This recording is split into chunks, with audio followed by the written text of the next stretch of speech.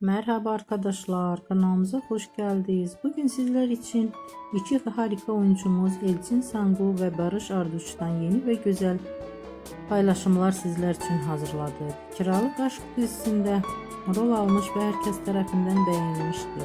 Biz de sizler için onların güzel ve romantik karelerini hazırladık. Bu videoların devamlı gelmesini istiyorsanız kanalımıza abone olup yorum yazmayı unutmayın. Böylelikle bizden bu kadar.